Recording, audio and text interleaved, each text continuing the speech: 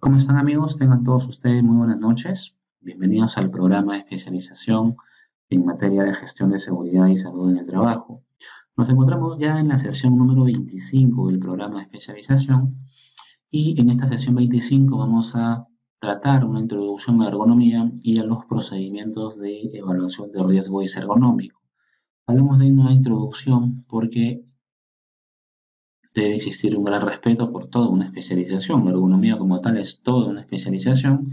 Existen maestrías ya a nivel nacional con respecto a la ergonomía y no debemos pretender ser ergónomos de la noche a la mañana, ¿no? Salvo que alguno de nosotros estudie o curse alguna especialización de alto nivel en ergonomía o lleve una maestría eh, en tal materia. En ese sentido, al igual que en la evaluación de factores de riesgo psicosocial, donde sugiero darle el pase al psicólogo organizacional, en la evaluación de factores de riesgo y ergonómico es muy importante que también entre el ergónomo, de tal manera que el ergónomo, obviamente pues basado en su especialización y en los conocimientos, pueda darnos las mejores medidas de control para poder precisamente evitar que el trabajador sufra algún tipo de daño como consecuencia de la exposición a los factores de riesgo y ergonómico. Quien les habla no es ergónomo, y seguramente ustedes tampoco lo son, seguramente lo serán un poco más adelante si es que la materia les interesa o es afín a ustedes, ¿no? Sin embargo, sí necesitamos nosotros, sin necesidad de ser ergónomos, tener conocimientos generales de ergonomía, de tal manera que tengamos un análisis crítico con respecto a la evaluación de factores de riesgo y ergonómico que muchas veces nos van a hacer en nuestras empresas, ¿no? Si nosotros quisiéramos aplicar algún procedimiento de evaluación de riesgo ergonómico, también lo podemos hacer, pero hay que tener los conceptos claros, hay que tener el fundamento de la metodología clara para poder, en base a una adecuada evaluación, poder arrojar unos resultados que realmente nos permitan tomar medidas de control adecuadas.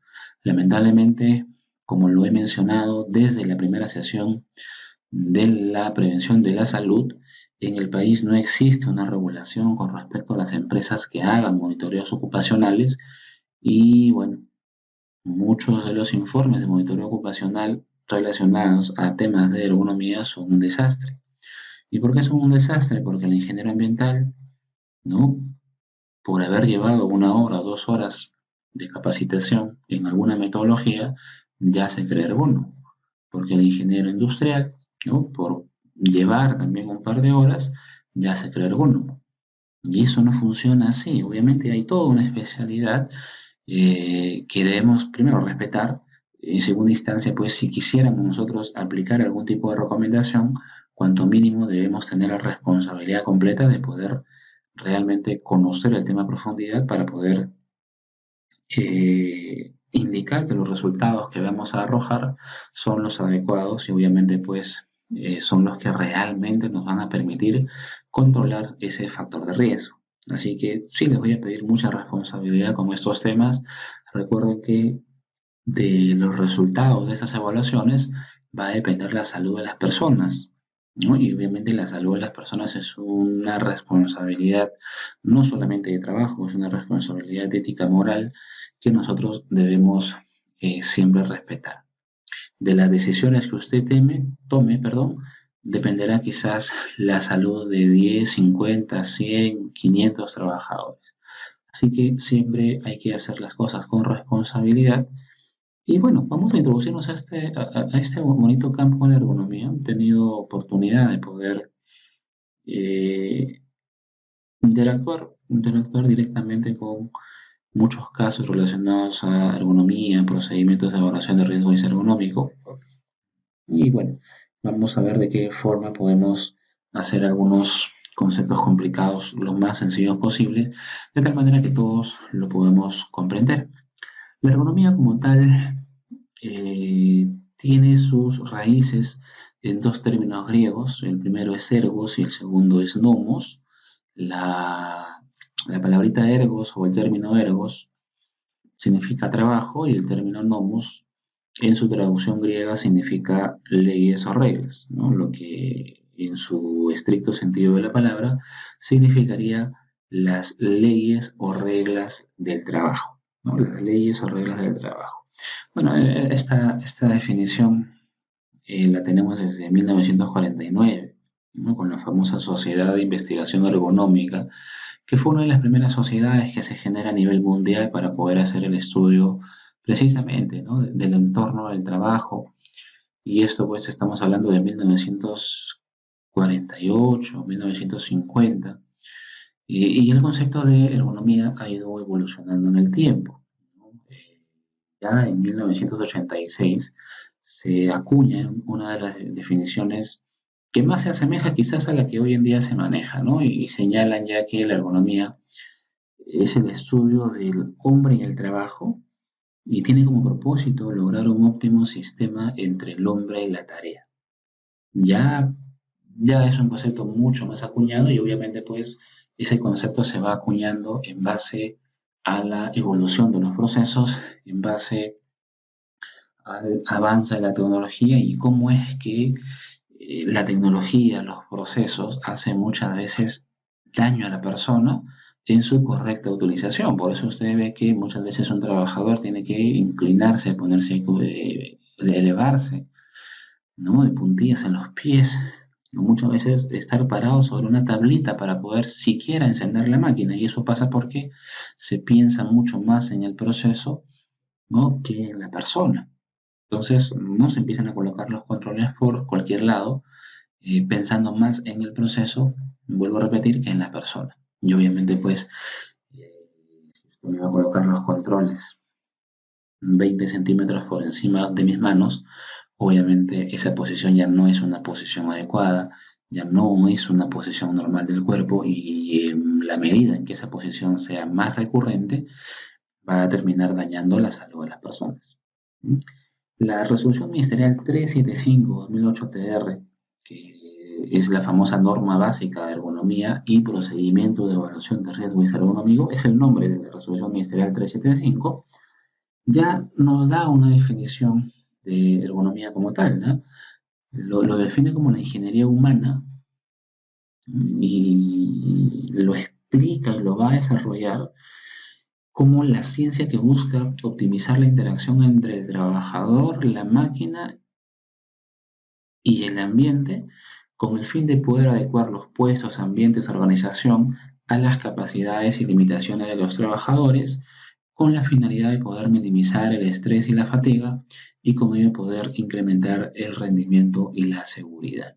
Un concepto bastante amplio y habla de poder optimizar la interacción trabajador, máquina, entorno. Trabajador, máquina y entorno. Y tenemos que adecuar precisamente, ¿no? Esa máquina, ese entorno y esa organización del trabajo a las capacidades y limitaciones de los trabajadores. Pero ¿qué sucede en el día a día? En el día a día sucede exactamente al revés. Tenemos que hacer que la persona se adecue a la máquina. Por eso es que, vuelvo a repetir, usted tiene trabajadores con pancas altísimas y sus pies colgando en el aire, o tiene trabajadores parados sobre banquitas, o tiene trabajadores que tienen que hasta saltar para poder encender una luz, o estar saltando para poder apretar un botón o pulsar algún mecanismo de interacción de la máquina. Entonces, como tal, la ergonomía no busca que el trabajador se adecue al puesto de trabajo, sino muy por el contrario, lo que debería adecuarse es el puesto de trabajo, el ambiente y la organización a las capacidades físicas, mentales de la persona, las limitaciones antropométricas de la persona. Muchas de las máquinas que tenemos hoy en día en las industrias son máquinas diseñadas quizás para otro tipo de fisionomía de personas, personas que antropométricamente quizás midan 1,80 m.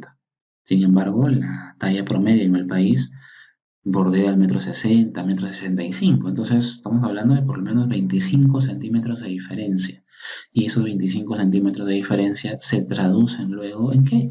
Se traducen luego en posturas inadecuadas, en sobreesfuerzos, y eso al final, en la medida en que no se controle, se va a traducir también en daños a la salud de la persona.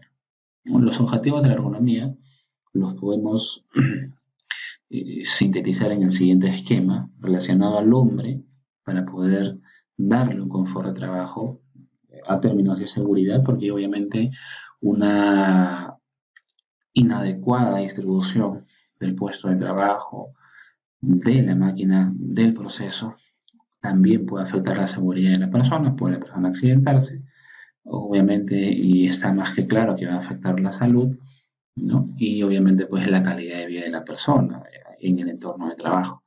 Y el otro punto, que también es uno de los objetivos de la ergonomía, es precisamente mejorar la productividad de los puestos de trabajo, pero no podemos pensar en mejorar la productividad de los puestos de trabajo dañando a la persona, ¿no? Entonces tenemos que tener el equilibrio entre la persona, el puesto de trabajo, su entorno, de tal manera que a mejor confort de la persona, el nivel de productividad de la misma se va a incrementar y seguramente el puesto de trabajo va a tener mejores indicadores de producción.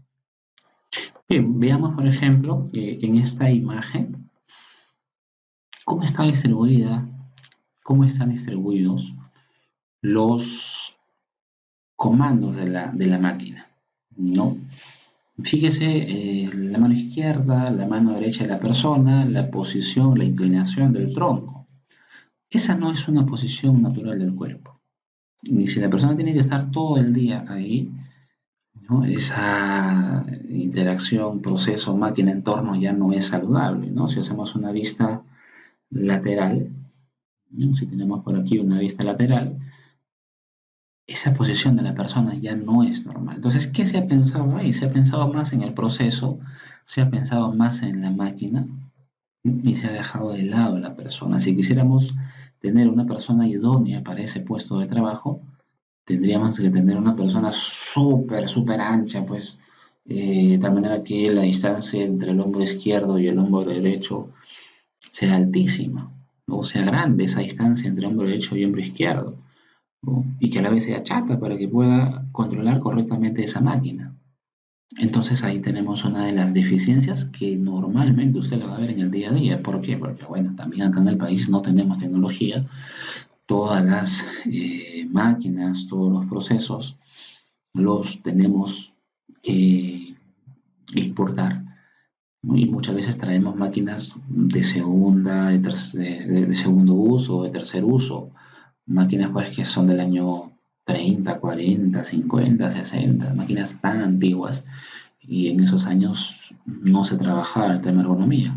Obviamente también hay industrias que traen máquinas de primera generación, donde obviamente la situación es otra, porque ya en estos años a nivel mundial sí se trabaja temas ergonómicos. Sin embargo, si usted ha pisado una industria con máquinas de los 50, 60, 70, son máquinas que no son confortables al puesto de trabajo y usted tiene que al final terminar adecuando a la persona, que es lo que no busca la ergonomía. Obviamente la ergonomía desde un punto de vista sistémico lo que busca es que el puesto de trabajo se adapte, ¿no?, a las capacidades y limitaciones de la persona. Y lamentablemente nuestra realidad es totalmente diferente y tenemos que tener algunos criterios de tal manera que si el trabajador tenga que adaptarse al puesto de trabajo, lo haga con el menor factor de riesgo posible, de tal manera que no vayamos a perjudicar la salud de las personas, ¿no?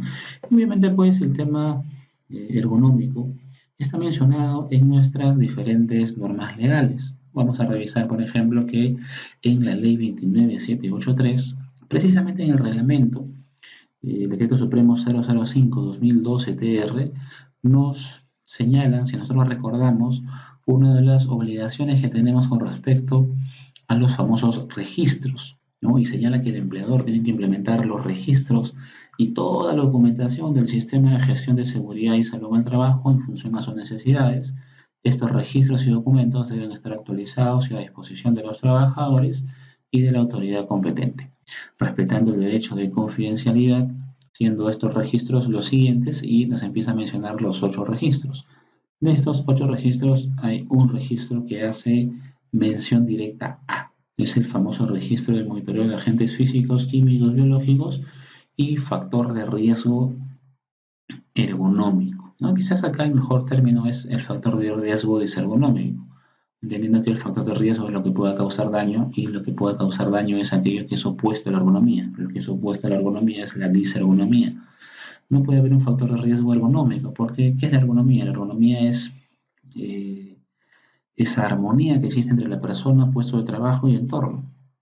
Y obviamente, pues, si la ergonomía es precisamente esa armonía que va a existir entre persona, puesto de trabajo y entorno, eso no le debe generar un factor de riesgo. Por eso es que hablamos del término de factores de riesgo disergonómicos y no de factores de riesgo ergonómicos.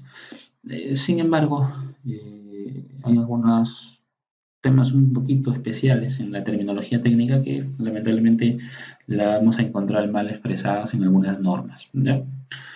Bien, ¿qué más tenemos nosotros? Podemos citar a otra norma que tenemos que es bastante conocida, que es la norma que tiene los protocolos para los exámenes médicos. Esta norma que tiene los protocolos para los exámenes médicos es la famosa Resolución Ministerial 312-2011 MINSA. Esta Resolución Ministerial 312-2011 tiene como título Protocolo de Exámenes Médicos Ocupacionales y Guías de Diagnóstico para Exámenes Médicos Obligatorios por Actividad, ¿no? Esta es la famosa Resolución Ministerial 312. En esta resolución ministerial 312 se basan muchas veces los médicos ocupacionales para poder señalar cuál va a ser el protocolo de su examen médico. Si usted es trabajador administrativo, usted no pasa el mismo examen médico que un trabajador operativo. Y tampoco pasa el mismo examen médico si es un trabajador operativo con alguna actividad especial, ¿no? Por ejemplo, las personas que trabajan en torres de alta tensión son personas que pasan exámenes médicos especiales para poder ver sus capacidades físicas. ¿Qué nos señala la resolución ministerial 312? La resolución ministerial 312 nos señala que los factores de riesgo para la salud de los trabajadores son el conjunto de propiedades que caracterizan la situación del trabajo y pueden afectar la salud del trabajador. Estos factores de riesgo pueden ser factores de riesgo ergonómicos, ¿no? ¿Como cuáles? Como ejercer una fuerza excesiva, trabajar en posturas incómodas, realizar tareas repetitivas, levantar elementos muy pesados, entre otros. Entonces, acá nos señala que el factor de riesgo para la salud de las personas son los factores ergonómicos y nos da algunos ejemplos de factores ergonómicos, ¿no? Fuerza excesiva, y eso a veces también se da en la empresa, el trabajador que tiene que aplicar toda la fuerza en el hombro para mover una carga, toda la fuerza en las manos para poder pulsar quizás algún control. Trabajadores que, como hemos visto en las imágenes, tienen que elaborar en posturas incómodas o trabajadores que constantemente están haciendo tareas repetitivas. Estos conceptos obviamente los vamos a definir, pero ya la resolución ministerial 312 nos alerta que el factor de riesgo hacia la salud son los factores ergonómicos, entre otros, ¿no? ¿Qué más tenemos? Tenemos nuestra famosa y ya trabajada por nosotros norma básica de ergonomía y procedimientos de evaluación de riesgo disergonómico, ¿no? Acá la terminología es un poquito más técnica y en esta norma básica de ergonomía y procedimientos de evaluación de riesgo disergonómico, la famosa resolución ministerial 375-2008 TR, nos van a definir algunos términos básicos que sí deberíamos conocer para efectos de comprender las diferentes metodologías. Las metodologías que existen para poder hacer la evaluación de riesgos ergonómicos, obviamente pues se basan en conceptos básicos, ¿no? Baja la redundancia, pero su desarrollo, el desarrollo de las metodologías está basado en conceptos que a veces no lo manejamos y quizás pensamos que el concepto está relacionado al día a día de nuestros quehaceres, cuando muchas veces los conceptos que tenemos por intuición no necesariamente pues coinciden con los conceptos técnicos. Por ejemplo, aquí vamos a definir la diferencia entre lo que es carga de trabajo, carga física de trabajo y carga mental de trabajo, ¿no? Vamos a definir la carga así a secas, ¿eh? La carga, y está definida en la resolución ministerial 375-2008 TR como cualquier objeto susceptible a ser movido. Y en las diferentes metodologías puede haber alguna acotación con respecto a la definición. Por ejemplo, para poder hacer el análisis de algunas metodologías de levantamiento de cargas, definen la carga como aquel objeto con un peso mayor a 3 kilogramos. No, acá no, acá lo está definiendo de una forma un poco general, pero ya el término lo vamos a ir acotando en base a la metodología que usted vaya a utilizar para poder hacer el análisis de riesgo ergonómico. La otra definición que tenemos es la de carga de trabajo y la norma lo define como el conjunto de requerimientos no solamente físicos, sino también mentales, a los cuales va a estar sometido el trabajador, ¿no? Ya hemos hablado nosotros de la carga mental de trabajo en el tema anterior de factores de riesgo psicosocial.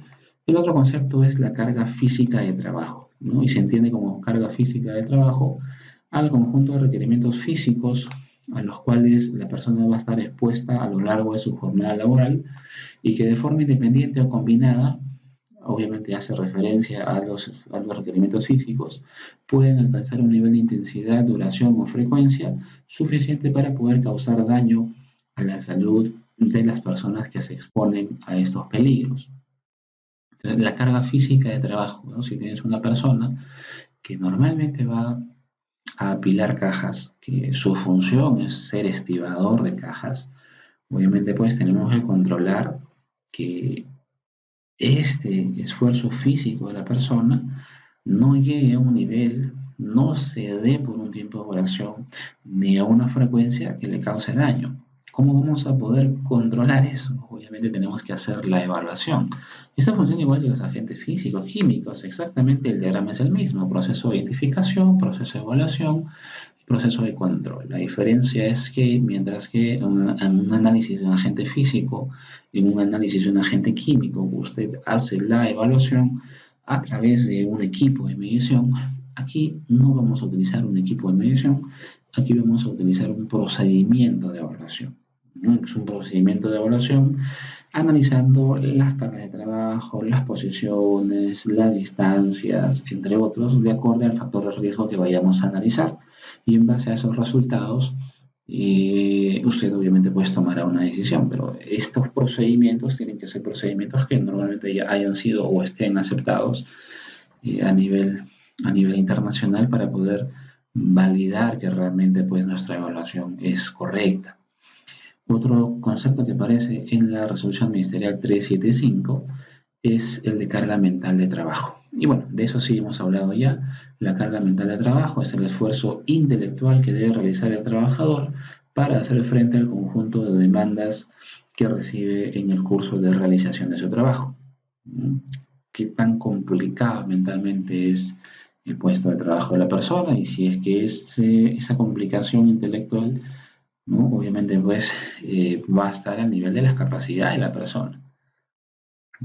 Ese análisis, obviamente ya lo hemos hecho en los factores de riesgo psicosocial, pero de tener una visión general, la ergonomía, al ser el equilibrio entre la persona, el ambiente de trabajo y el puesto de trabajo, usted muchas veces va a encontrar textos de ergonomía en los cuales se toca todo el análisis de factores de riesgo psicosocial dentro de la ergonomía. Y obviamente va en relación a la definición de la misma ergonomía como tal, ¿no? Del equilibrio, no solamente en temas físicos, sino también el equilibrio en temas mentales entre la persona y el puesto de trabajo. La norma básica de ergonomía y procedimientos de evaluación de riesgo ergonómico nos define también uno de los términos que obviamente ya estamos usando y que seguramente vamos a usar en el desarrollo de esta sesión, que es el factor de riesgo disergonómico. ¿Qué es el factor de riesgo disergonómico? Es el conjunto de atributos de la tarea o del puesto de trabajo que pueden estar de alguna forma definidos, que van a incidir en que se aumente la probabilidad de que la persona desarrolle algún tipo de lesión, ¿no? Y nos da los factores de riesgo ergonómico, y estos pueden ser, y estos están descritos en la norma, ¿no? La manipulación manual de cargas, los sobreesfuerzos, las posturas de trabajo y los movimientos repetitivos. Entonces, estos factores de riesgo ergonómico pueden generar, ¿no?, que se aumente la probabilidad que la persona sufra daño. Entonces hay que evaluarlos, hay que evaluar estos factores de riesgo ergonómico. Obviamente la forma en la cual usted va a evaluar la manipulación manual de cargas no es la misma en la cual va usted a evaluar los movimientos repetitivos. Para cada factor de riesgo ergonómico se asocia una metodología y obviamente pues esta metodología lo que va a permitir es hacer un análisis correcto de estos factores de riesgo ergonómico. La misma resolución ministerial 375 nos va a definir también a nosotros el concepto de fatiga. ¿Y qué es la fatiga? Es la consecuencia del esfuerzo que realiza la persona. Este esfuerzo que realiza la persona tiene que estar en los límites de las capacidades de la misma, de tal manera que después de un tiempo de descanso le permite a la persona recuperarse de esta fatiga.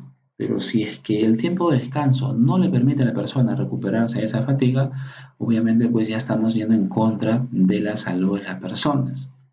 Nos define la resolución ministerial 375 también el concepto de manipulación manual de cargas. Y la manipulación manual de cargas la define como cualquier transporte de carga, levantamiento, colocación, empuje, tracción, desplazamiento, ¿no?, que nos van a generar algún tipo de riesgo, ya sea a nivel lumbar, ya sea a nivel de extremidades, sean superiores, sean inferiores. Están abarcados también dentro de la manipulación manual de cargas el arrastre de cargas. Y este análisis de manipulación manual de cargas es todo un mundo. Por eso es que hay especialidades para poder desarrollar temas de ergonomía. Hay especialistas en ergonomía. Vamos a dar conocimientos generales, pero vuelvo a repetir, hay que hacer una línea muy marcada entre tener un conocimiento general, que obviamente podrá ser mucho más analítico en la medida que usted se llene de información y obviamente la analice, pero hay un paso un poquito más adelante y seguramente pues ese paso más adelante son de las personas que han estudiado, ¿no?, y se han especializado correctamente en esta especialidad que es la ergonomía. Muy bien, otras de las definiciones que nos va a mostrar la resolución ministerial 375 son las siguientes. Nos va a definir qué es una postura forzada. Y nosotros vamos a definir una postura forzada como aquella posición del trabajo que involucra una parte o varias partes anatómicas de la persona que dejan de estar en posición natural. Bueno, hemos hablado sobre eso. Cualquier posición que no sea natural a la persona es una posición a la cual vamos a denominar postura forzada.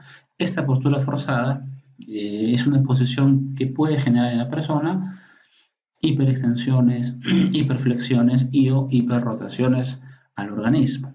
En consecuencia, obviamente, de estas hiperextensiones, hiperflexiones o hiperrotaciones, se puede producir en la persona una sobrecarga y esa sobrecarga se traduce en una lesión o una afección a la salud de la persona. Otra de las definiciones que va a mostrar la resolución ministerial 375 es la definición de trabajador adolescente. Hay algunas metodologías de evaluación de riesgo que nos preguntan si el trabajador evaluado es un trabajador general o es un trabajador de mayor protección. Un trabajador de mayor protección también puede ser considerado un trabajador adolescente, al cual hay que tener especial cuidado. El trabajador adolescente, para la norma resolución ministerial 375, se define como aquel trabajador entre 14 y 17 años de edad. Siguiente definición es la definición de trabajador entrenado. Trabajador entrenado para la norma se refiere a aquel trabajador mayor a los 18 años de edad que realiza tareas de manipulación de cargas en un tiempo no menor de 2 horas al día. El otro concepto es el concepto de trabajo repetitivo. Y el trabajo repetitivo es uno de los conceptos que más se suele utilizar en temas ergonómicos, pero muchas veces lo utilizamos sin conocer realmente qué es el trabajo repetitivo. Y la misma norma lo va a definir. Lo define como un movimiento continuo que se mantiene durante un tiempo de trabajo, que obviamente pues va a implicar qué cosa, va a implicar la acción conjunta de los músculos, los huesos, las articulaciones y los nervios de una parte del cuerpo y que pueden provocar en la persona fatiga muscular, sobrecarga, dolor o inclusive también algún tipo de lesión, ¿no? Obviamente estos efectos que pueden provocar los trabajos repetitivos se van a agravar en la medida en que el trabajo sea más frecuente y por un mayor tiempo de exposición. ¿Cómo identificamos nosotros los factores de riesgo isergonómicos? Ya la norma nos ha definido qué es un factor de riesgo isergonómico, nos ha mencionado cuáles son los factores de riesgo isergonómico y la misma norma nos va a decir cómo podríamos nosotros identificar algunos de estos factores de riesgo isergonómico y para eso nos señala que si es que el empleador tiene en sus tareas alguno de estos factores de riesgo isergonómicos significativos, debe incluirlas en su matriz de riesgo isergonómico y tiene que evaluarse para poder tener una calificación mucho más a detalle, tomando en consideración la siguiente tabla.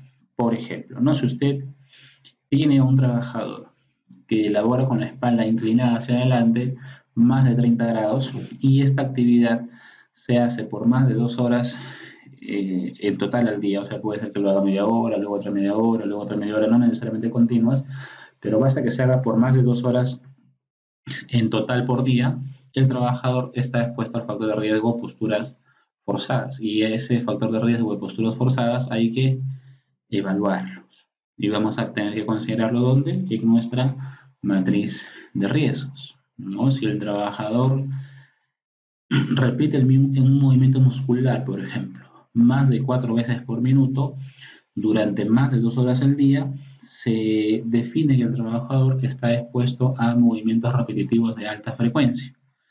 Si el trabajador está expuesto a movimientos repetitivos de alta frecuencia, vamos a tener que incluir movimientos repetitivos en nuestra matriz de riesgos y obviamente pues vamos a tener que evaluar ese movimiento repetitivo. Entonces, lo que nos da la tabla es una pequeña guía de poder identificar los factores de riesgo isergonómicos más significativos. Ahora, en base al concepto, usted también podría hacer la evaluación de riesgo isergonómico utilizando algún otro estándar internacional que nos permita tener una mejor visión y obviamente pues un mejor acotamiento de los riesgos a los cuales pueda estar expuesta la persona, entendiendo que esta resolución ministerial 375 es del año 2008, entonces ha pasado ya bastante tiempo y obviamente pues el continuo estudio de una ciencia hace que los estándares cada vez sean más exigentes, se establezcan mejores conceptos, mejores medidas de control y también mejores formas de poder identificar los factores de riesgo disergonómico. De estos factores de riesgo isergonómico, vamos a hablar un poco sobre la manipulación manual de cargas. Y la misma resolución ministerial 375 nos señala que no debe exigirse o permitirse el transporte de carga manual para un trabajador cuyo peso es susceptible de comprometer su salud o su seguridad. Los valores que nos da la misma resolución ministerial 375-2008-TR son los siguientes. Para un trabajador general, el peso máximo de carga es de 25 kilogramos. Para un trabajador de mayor protección, 15 kilogramos. Para trabajadores entrenados y o en situaciones aisladas, el peso máximo de carga 40 kilogramos. ¿No? Ya nos ha definido la norma que es un trabajador entrenado. Ahora, un trabajador en general que no esté en la consideración de la definición de un trabajador entrenado, o sea, que no labore por más de 2 horas al día en dicha actividad, puede sin ningún problema, entre comillas, poder hacer el levantamiento de 25 kilogramos. Sin embargo, a esa situación general, a ese peso máximo de 25 kilogramos, se le asigna un porcentaje de población protegida del 85%. ¿Cómo se interpreta ese porcentaje de población protegida? Nosotros hemos mencionado reiteradas veces en agentes físicos, en agentes químicos, que los estándares no son universales, no le van a aplicar a todas las personas. ¿Y por qué no le aplican a todas las personas? Porque no todas las personas están sujetas al mismo nivel de susceptibilidad. Hay personas que son mucho más susceptibles que otras. En manipulación manual de cargas también pasa algo bastante parecido, ¿no? Puede ser que la persona levante 24 kilogramos que no está llegando al peso máximo, pero aún así le haga daño. ¿Por qué? Porque ese estándar de 25 kilogramos abarca a un 85% de población. O sea, hay un 15% de la población que a ese mismo estándar le estaríamos causando daño. Entonces, nunca es bueno trabajar con 25 kilogramos como carga máxima. Muchos dicen, la carga que puede trabajar una persona de 25, pero se olvidan de que ese 25 kilogramos solo abarca un 85% de la población protegida. Si usted quiere aumentarle el nivel de población protegida, obviamente pues la carga máxima que podría cargar la persona ya no va a ser 25, va a ser menos, porque mientras más abarque usted, va a ser mucho más restrictivo la carga que la persona pueda cargar, ¿no? Eso pasaba también en banda octava, ¿no? Si usted le quería dar mayor protección, el nivel de ruido era mucho más bajo.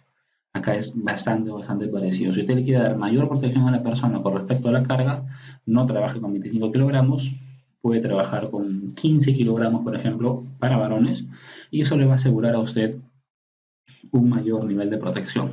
Obviamente su sistema de gestión tendrá que ir evolucionando en el tiempo. De repente, quizás para empezar pueda trabajar usted con estos 25 kilogramos, pero obviamente pues en la medida que usted vea los resultados de esos trabajadores, si tienen algún tipo de molestia, algún tipo de incomodidad o algún tipo de lesión, usted puede ir restringiendo esos 25 kilogramos para que cada vez sean menor, ¿no? De igual forma, por ejemplo, situaciones para personas de mayor protección, por ejemplo, eh, personas en estado de gestación, por ejemplo, hasta el tercer mes, ¿eh? Porque las personas en estado de gestación no pueden levantar cargas. Algunos recomiendan que sí, bueno, podría levantar cargas hasta el tercer mes, pero eso es bastante relativo. Es preferible que las personas en estado de gestación no levanten cargas si es que usted tuviera, por ejemplo, un trabajador adolescente es un trabajador que está en una situación de mayor protección. Esa persona, por ejemplo, no podría cargar más de 15 kilogramos. Y ahí el nivel de porcentaje de población protegida es del 95%. Lo que significa que un trabajador adolescente cargando 15 kilogramos también podría tener daño, porque podría estar incluido ¿dónde? Dentro del 5% de protección de población, perdón, no protegida. Entonces, el porcentaje de población protegida es el alcance del estándar, ¿no? Nunca pegarse a ese valor, ¿no? Por eso hemos utilizado conceptos como los famosos niveles de acción para los diferentes agentes que hemos estado revisando, ¿no? De igual forma, cuando hablamos de mujeres, ¿no? Que sean destinados a poder hacer algún tipo de manipulación de carga, el peso máximo que debe ser cargado de forma clara no debe excederse de los 15 kilogramos. Y para mujeres de mayor protección, el peso máximo 9 kilogramos, ¿no? Obviamente pues el valor es muchísimo menor al que nos señala la misma resolución ministerial para varones. Es mucho más restrictivo el valor para mujeres, obviamente pues por la capacidad física de de un hombre con una mujer. Ahora, si es que el trabajador tiene la necesidad de poder levantar cargas por encima de los 25 kilogramos para mujeres y 15 kilogramos para 25 kilogramos para hombres, perdón, y 15 kilogramos para mujeres, el empleador tiene que favorecer algún tipo de ayuda mecánica. La carga máxima recomendada la vamos a calcular mediante la famosa ecuación de Nash que vamos a tratar de explicar más adelante. Entonces, si el trabajador tiene que levantar una carga mayor a 25 kilogramos, ¿no?, para varones o 15 kilogramos para mujeres, es recomendable que el empleador favorezca la ayuda de algún tipo de eh, vehículo mecánico, algún tipo de herramienta que le permita no exponerse a ese levantamiento de carga. Y aquí está, ¿no? Por ejemplo, ese porcentaje de población es porque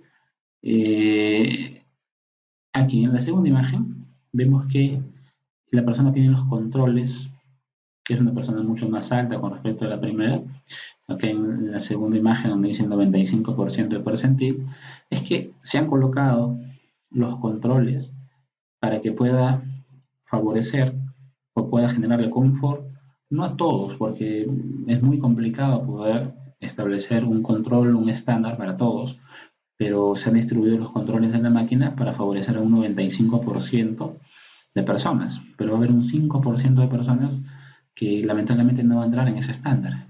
Y ese 5% de personas son personas que de alguna forma van a exponerse a algún factor de riesgo y sobre las cuales nosotros tenemos que tomar alguna consideración, ¿no? Igual pasa en los vehículos, ¿no? Igual pasa en los vehículos. Eh, Están diseñados siempre para poder abarcar al mayor nivel de población. Y la mayoría trabaja con 85, 90, 95%, pero puede haber un grupo pequeño de personas cuyo estándar no le calce de acuerdo a las capacidades físicas y o limitaciones que tengan, por lo tanto hay que hacer una adecuación, ¿no?, de la persona al puesto de trabajo, que no es lo que busca la ergonomía, pero también se entiende que siempre va a haber un pequeño porcentaje de personas que no necesariamente van a estar protegidas, porque obviamente pues ese pequeño porcentaje difiere del mayor porcentaje de población, a las cuales hay que tener consideraciones especiales. Y la pregunta siempre es recurrente, ¿no? ¿En qué casos tenemos que hacer la evaluación de riesgo ergonómico en manipulación manual de cargas? Para poder nosotros hacer la evaluación de riesgo ergonómico en manipulación manual de cargas, podemos guiarnos de la tabla que nos muestra la misma resolución ministerial 375. Sin embargo, esa tabla ya nos va a dar los lineamientos cuando el factor de riesgo es significativo. Sin embargo, si el factor de riesgo no es significativo y no es controlado, podría obviamente pues, generar también algún daño a la persona, por lo que muchos estándares internacionales señalan que cuando la persona trabaja con objetos de más de 3 kilogramos, tenemos que hacer la evaluación de manipulación manual de cargas. Esa manipulación manual de cargas está basado en la famosa ecuación de Nash, y estos 3 kilogramos están referidos porque de acuerdo a la posición donde se encuentra la carga, la persona tiene un límite máximo de carga. Si la persona, en este caso mujeres, colocamos la carga hacia el pecho, el peso máximo que podría cargar fuera 13 kilogramos.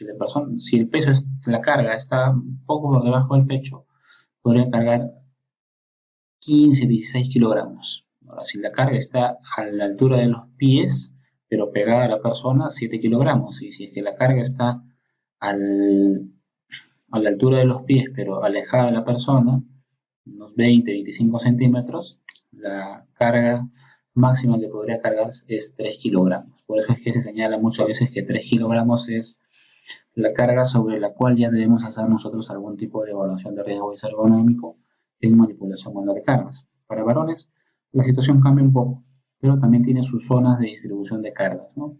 Carga pegada al pecho, 20 kilogramos, carga pegada hacia el pecho un poquito más hacia abajo del pecho, con los brazos hacia abajo, 25 kilogramos, carga al nivel de los pies, pegado al cuerpo, 10 kilogramos, carga al nivel de los pies, alejado 20-25 centímetros, 5 kilogramos, ¿no? Y en algunos textos también señalan que cuando la carga está por encima de los 5, se tiene que hacer una evaluación de riesgo ergonómico en manipulación manual de carga. Siempre es más recomendable manejar estándares más restrictivos. Por lo tanto, cuando la carga ya supere los 3 kilogramos, podemos hacer una evaluación de factor de riesgo ergonómico en manipulación manual de cargas.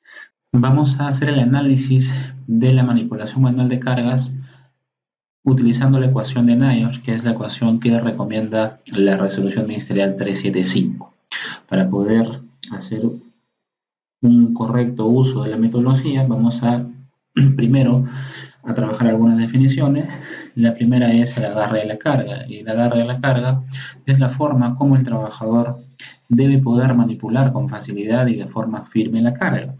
Para ello, este agarre de carga tiene que estar provisto de unas asas adecuadas, o si es que no las hubiese, debe tener el tamaño y la forma adecuadas para su correcta manipulación. Las características que deben tener los tipos de agarre son los siguientes, ¿no? Por ejemplo, acá tenemos agarre sobre un objeto con asas. ¿Cuáles son las características que deben cumplir las asas que nos van a servir como agarre? Primero, ¿no? Tienen que ser de forma cilíndrica o de sección elíptica. Tenemos que evitar que sean rectangulares para que las aristas no sean afiladas. La superficie debe ser suave y siempre tenemos que evitar que no sea resbaladiza.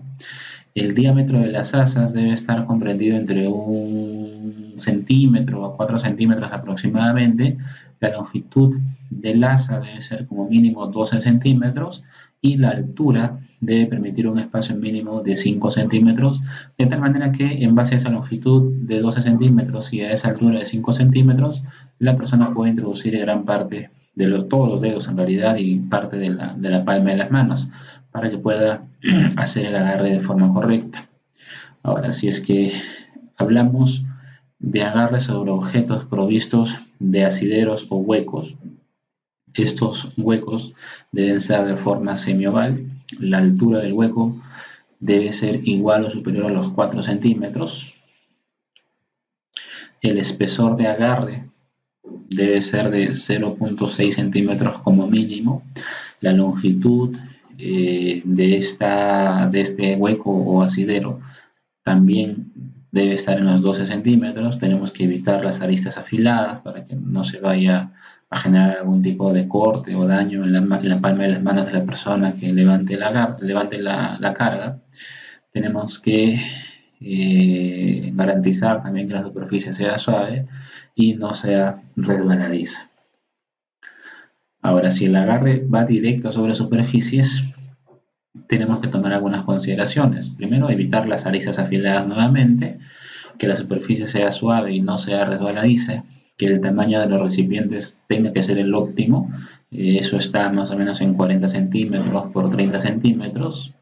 El recipiente se debe poder agarrar flexionando los dedos a 90 grados con respecto a la mano, ¿no? Si usted estira la mano, inclina los dedos 90 grados, si usted puede coger la carga de esa forma, ese agarre es óptimo.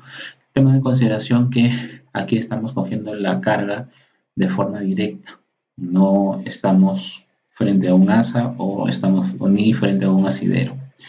Ahora, para efectos de la metodología, se clasifican los agarres como agarres buenos, como agarres regulares y como agarres malos. Eso es parte de la metodología y no solamente para la ecuación de Navier, para otras metodologías de evaluación de riesgo ergonómico, usted va a tener la consideración que le van a preguntar frente a qué tipo de agarre se encuentra su trabajador. Bueno, esto de tipo de agarre es bueno, regular o malo, es mejor verlo con este diagrama de flujo que va a ser bastante útil. Primera pregunta.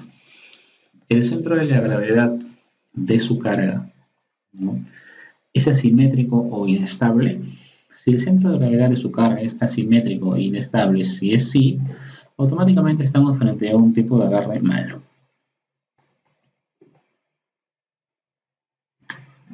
Siguiente. Pregunta. ¿La longitud de carga es superior a los 40 centímetros o la altura es superior a los 30 centímetros? O sea, las dimensiones sobrepasan los 40 por 30, automáticamente estamos frente a un tipo de agarre malo. Si es que no supera, seguimos preguntándonos. ¿La superficie o agarre de la carga es rugosa, afilada o deslizante? Si es sí, automáticamente estamos frente a un tipo de agarre malo. Si es no, nos seguimos preguntando. ¿Requiere el uso de guantes? Si es que sí requiere el uso de guantes, estamos automáticamente frente a un tipo de agarre malo. Si es que no requiere uso de guantes, nos volvemos a preguntar. ¿Se puede manipular sin provocar una desviación de la muñeca considerable o sin necesidad de ejercer una fuerza excesiva? Si es que sí la podemos manipular, ¿no?, sin necesidad de provocar una desviación de la muñeca, sin necesidad de poder ejercer una fuerza excesiva, estamos frente a un tipo de agarre bueno. Ahora, si es que no se puede manipular sin provocar una desviación a la muñeca y no se puede manipular sin no ejercer una fuerza excesiva, nos hacemos la siguiente pregunta. El agarre nos permite una manipulación cómoda. Si es que, a pesar de estas características, sí nos permite una manipulación cómoda, estamos frente a un tipo de agarre mal. Si es que no nos permite una manipulación cómoda, nos volvemos a hacer otra pregunta. ¿El tipo de agarre permite coger la carga flexionando los dedos de las manos a 90 grados? Si es que no nos permite coger la carga flexionando los dedos a 90 grados, estamos frente a un tipo de agarre malo. Sin embargo, a pesar de todas estas características que hemos mencionado, ¿no?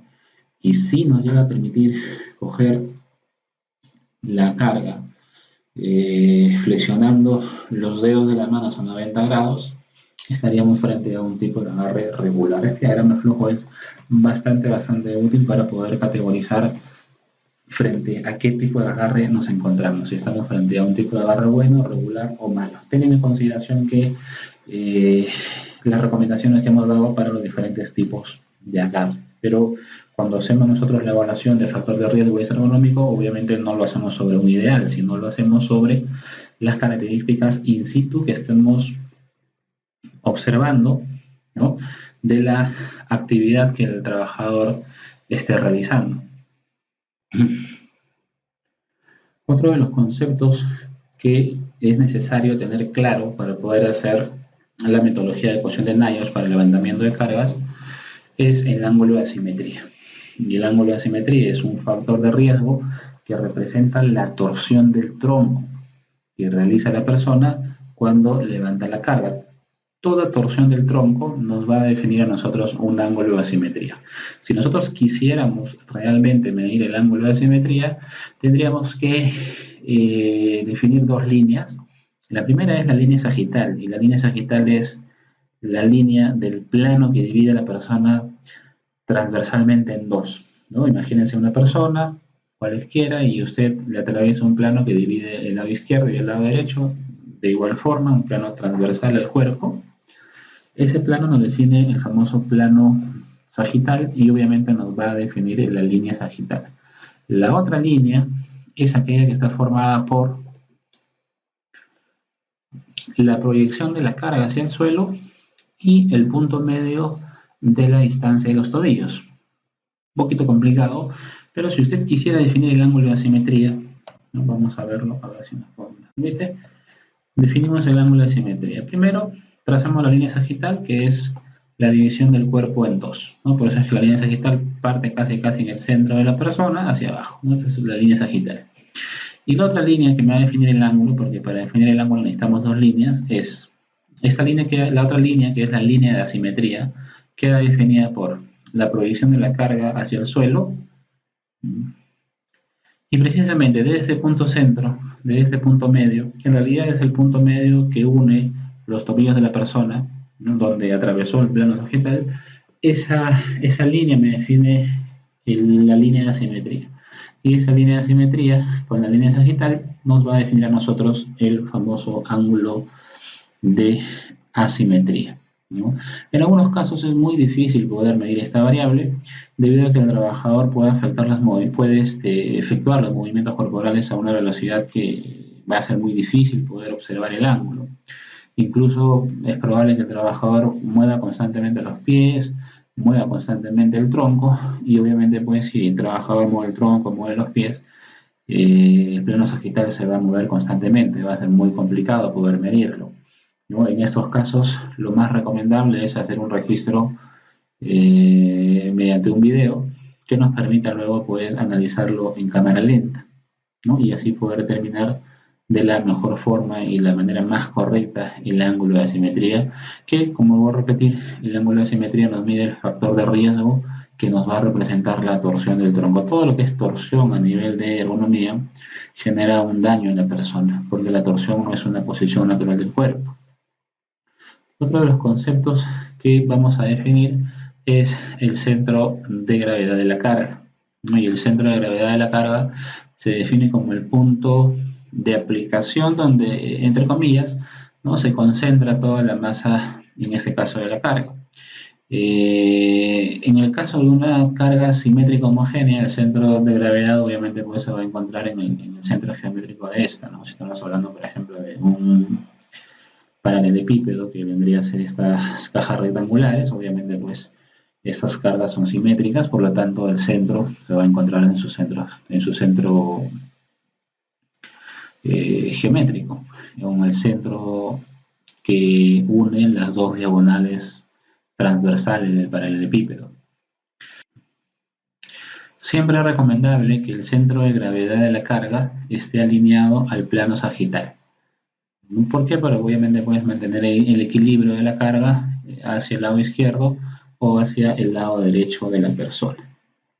Entonces ahí está el centro de gravedad.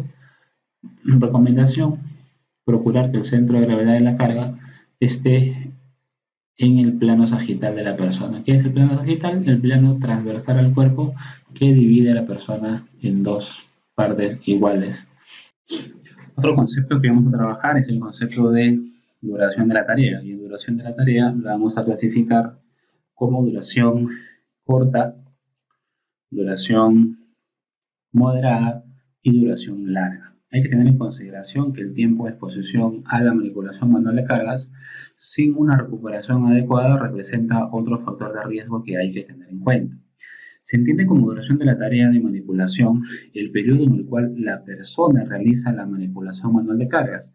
Este periodo de tiempo finaliza cuando se inicia un periodo de recuperación, ya sea por pausas de descanso o por el desarrollo de trabajo ligero. Por ejemplo, acá tenemos nosotros la clasificación. Una duración de trabajo corta es aquella duración cuyo periodo de trabajo continuo es máximo de 1 hora. Para este periodo de trabajo continuo máximo de 1 hora, tiene que existir un periodo de recuperación que debe ser como mínimo la misma cantidad de tiempo que el trabajo ha demandado. Por ejemplo, un trabajador levanta y coloca durante 10 minutos cajas cerradas en una cinta transportadora.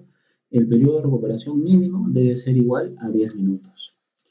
La duración de la tarea se define como moderada cuando el periodo de trabajo continuo es más de 1 hora y máximo 2 horas. En este caso, el periodo de recuperación debe ser mínimo 0.3 veces el periodo de trabajo continuo. Ejemplo, si un trabajador levanta y coloca durante 90 minutos cajas cerradas en una cinta transportadora, el periodo de recuperación mínimo debe ser igual a, en este caso, 90 minutos por 0.3. Eso nos da 27 minutos. Y una duración de tarea larga es aquella duración que tiene más de 2 horas. Otro de los conceptos que vamos a definir es el de la frecuencia de operaciones. Y la frecuencia de operaciones la vamos a definir nosotros como el número de manipulaciones y la velocidad con la que se realizan para poder de alguna forma inferir cuál va a ser el nivel de riesgo. Entonces, esta frecuencia de operaciones la podemos calcular dividiendo el número de manipulaciones que se realiza entre la elaboración de la tarea. Cuando hablamos del número de manipulaciones, nos podemos referir, por ejemplo, al número de levantamientos que se puedan realizar entre la duración de la tarea. Cuando no se conoce la frecuencia o no se puede calcular, se puede realizar un muestreo de periodos de observación de 15 minutos y contar los movimientos o elevaciones o levantamiento de cargas que realiza el trabajador durante este periodo de tiempo. Tenemos también la posición horizontal de la carga. Este factor H que vamos a determinar es la distancia que va a existir. Es la distancia que va a existir entre la proyección de la carga hacia el punto medio que une los talones de la persona.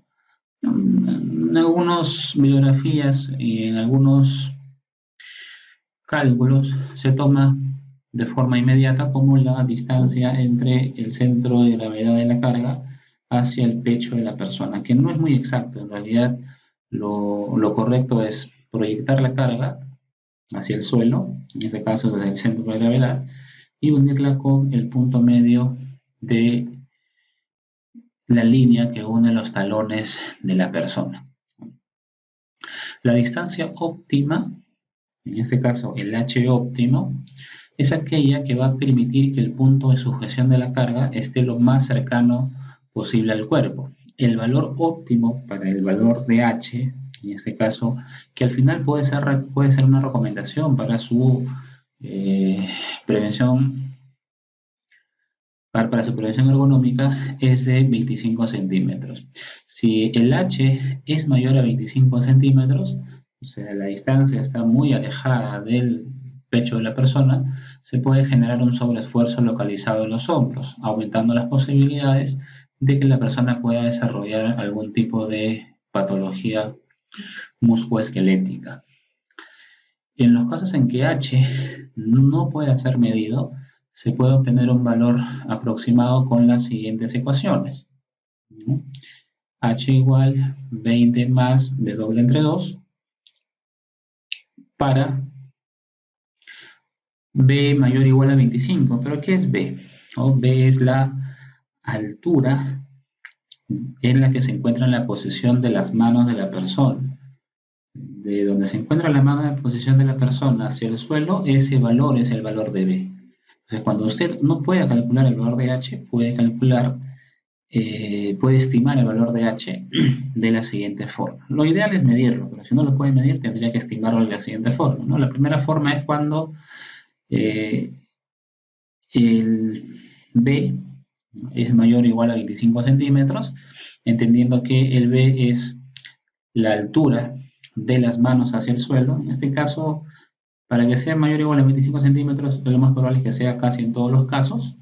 Solo cuando el B es menor a 25 centímetros, solo cuando el B es menor a 25 centímetros, el H se calcula como 25 más B doble entre 2. ¿Qué es B doble?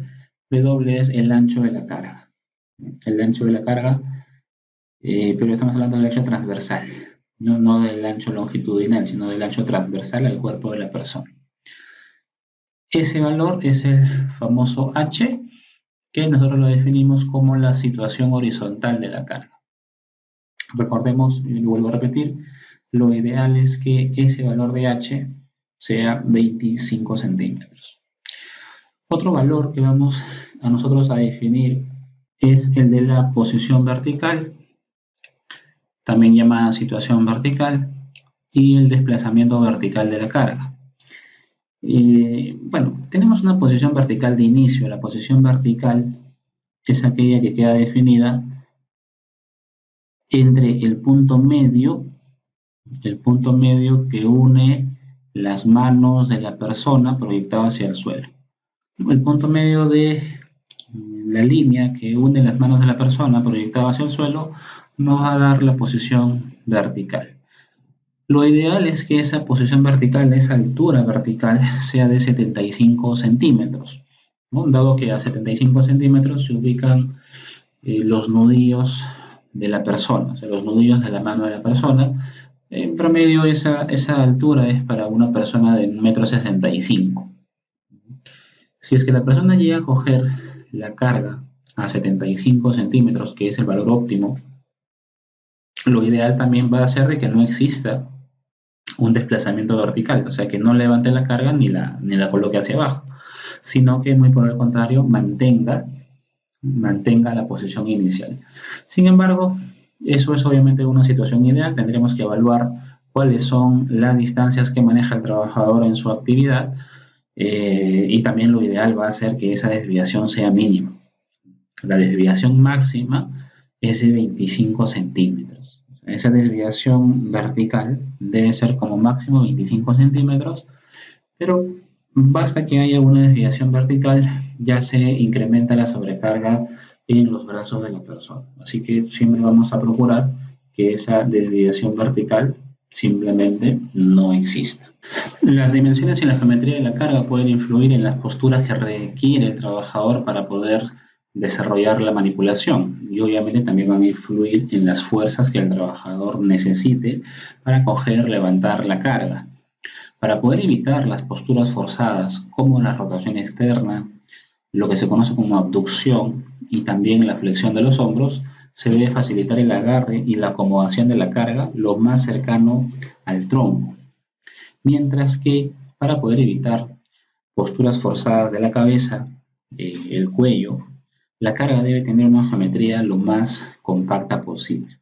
¿Cuáles son las recomendaciones para el tamaño y la geometría de la carga? Con respecto al largo, con respecto al largo, la longitud máxima debe ser 60 centímetros. Sin embargo, lo recomendable no debe exceder la anchura de los hombros, o sea, un aproximado de 40 centímetros. Con respecto al ancho, el ancho debe ser como máximo 50 centímetros. Sin embargo, lo recomendable es que esté lo más cercano al cuerpo, o sea, 35 centímetros. Lo recomendable es 35 y lo máximo es 50 centímetros.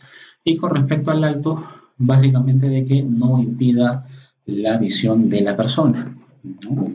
No voy a hacer que la persona pueda sufrir algún tipo de accidente, ya no por temas de cargas, sino por el hecho de que vaya a tropezar o vaya a caer dentro de la actividad que la persona esté realizando.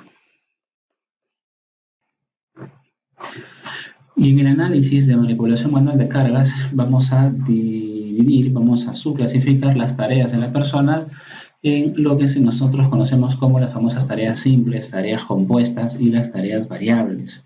Las tareas simples se dan cuando la manipulación de los pesos es constante o si es que existiese alguna variación, esta variación máximo es de 1 kilogramo.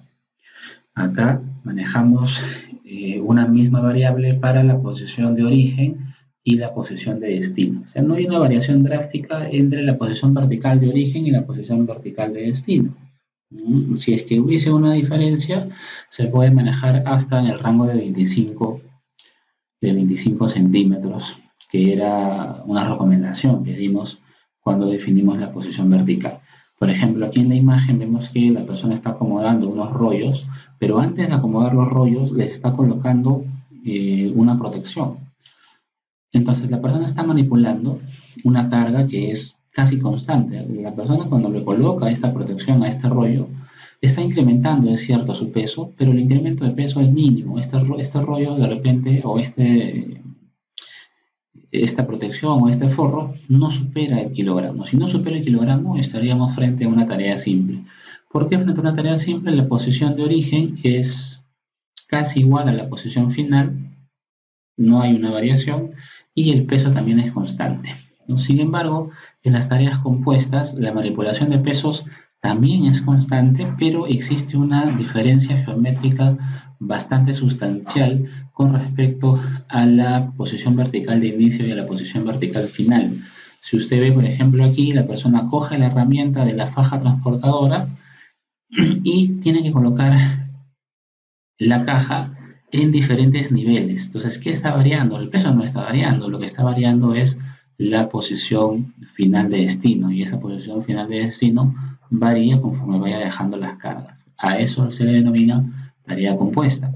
Mientras que la tarea variable, ¿no?, es aquella en la cual sí ya la persona manipula diferentes pesos, ¿no? 14, 8, 5, ya los pesos son variables, y obviamente también va a haber una variación entre la posición vertical de inicio y la posición vertical final. Entonces, lo que hacemos nosotros en una jornada de 8 horas es, tenemos que estudiar muy bien las actividades que hace la persona. Puede ser que la persona empiece sus actividades con una tarea de manipulación manual de cargas, que al final usted determinará si esa manipulación manual de cargas es una manipulación manual de cargas con tareas simples, ¿no?, con tareas compuestas o con tareas variables. Luego de repente hace una pausa, luego hace un empuje, luego hace otro tipo de tareas ligeras, como puede ser el hecho de transitar, movilizarse, llevar partes de producción, y luego termina con otra tarea de manipulación manual de cargas. Ese análisis hay que hacerlo seccionado, porque la metodología que vamos a aplicar para una tarea simple no es la misma metodología que para una tarea compuesta, no es la misma metodología que para una tarea variable. Al igual, la metodología para poder analizar la manipulación manual de cargas, en este caso el levantamiento de cargas, no es la misma metodología que podríamos aplicar para poder hacer el análisis del empuje o la tracción de las cargas. Bien, entonces acá tenemos un resumen, ¿no?, de las tareas de manipulación que existen: tareas simples, tareas compuestas, tareas variables, tareas simples, pesos constantes, alturas constantes, tareas compuestas, pesos constantes, alturas variables, tarea variable, pesos variables, alturas variables.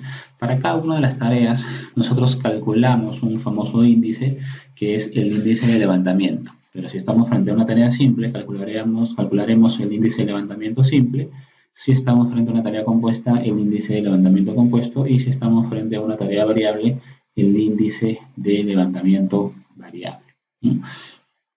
Empecemos. Vamos a trabajar nosotros evaluación de riesgo para tareas simples. Primero vamos a determinar, ¿no? Paso número 1, si lo queremos ver así por pasos. Vamos a tratar de inducir el mismo ejemplo durante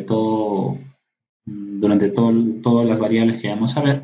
Paso número 1, determinar la masa real, ¿no? Determinar la masa real en kilogramos que manipula el trabajador, ¿no? Si en este caso, por ejemplo, ¿no? Tendríamos que esta carga está siendo manipulada por 2 personas, pero bueno, el peso de la carga total es 36 kilogramos. En este caso, la masa real de carga que la persona estaría cargando, en este caso vamos a evaluar a la trabajadora, simplemente sería de 18 kilogramos. Es difícil encontrar casos en los cuales la manipulación se haga entre 3 o más personas, pero en estos casos debemos asegurarnos que la tarea sea realizada del inicio a fin por la misma cantidad de personas involucradas, garantizando que el total de personas deben coger la carga desde el origen y colocarlas en el destino. En este caso, la masa real para manipulación entre 2 personas es de 18 kilogramos. 18 kilogramos vendría a ser la masa real que en este caso está cargando la trabajadora. Muy bien, sobre eso vamos a empezar a calcular todas nuestras variables. Una de las primeras variables que nosotros vamos a calcular es la famosa constante Bm, o también llamado multiplicador de distancia vertical. Nosotros ya hemos visto o hemos definido nosotros cuál es la distancia vertical, qué es la distancia vertical. Acá vamos a aprender a calcular este multiplicador de distancia vertical. El multiplicador de distancia vertical se determina a partir del factor de posición vertical, ¿no? Se representa la altura del centro de agarre de la carga hasta el suelo. No olvidemos que esa es la posición vertical, ¿no? Ya sea una posición vertical de inicio o una posición vertical final, ¿no? Habíamos mencionado también que esa posición vertical debe tener una distancia recomendable de 75 centímetros, ¿no? Entonces, cuando la posición vertical, ya sea posición vertical de inicio o posición vertical final, ¿no? Bueno, acá la tengo como situación vertical. Cuando la posición vertical es 75 centímetros, ¿no? El multiplicador de distancia vertical es 1. ¿No? Y ese es lo ideal, que la distancia vertical sea 75 centímetros. Para poder calcular el factor multiplicador de distancia vertical, vamos a utilizar esta ecuación. El factor multiplicador se calcula como 1 menos, abrimos paréntesis, 0.003 multiplicado por el valor absoluto de la distancia vertical menos los 75 centímetros, ¿no? En base a esta ecuación podemos construir una tabla de tabulación asignándole distancias verticales para poder calcular multiplicadores de distancia vertical. Hemos mencionado que la distancia vertical idónea es cuando la distancia vertical es 75 centímetros y esto parte obviamente desde el nivel del suelo hacia arriba, ¿no? Cuando se da 75 centímetros es la distancia vertical idónea y eso nos va a dar un multiplicador de distancia vertical de 1. Si es que usted coloca la carga en el suelo, si usted llega a colocar la carga en el suelo, eso le va a dar casi 0, ¿no? Eso dependerá un poquito de cuál sea las dimensiones de la carga. Si es que la posición vertical, supongamos que sea 0, le va a dar un multiplicador de distancia vertical de 0.78. Si la carga la colocamos un poquito más arriba, de repente a nivel de la rodilla, el multiplicador de distancia vertical va aumentando a 0.82. Le vamos colocando más arriba, un poquito por encima de las rodillas, ya 25 centímetros de repente, el multiplicador de distancia vertical es 0.85.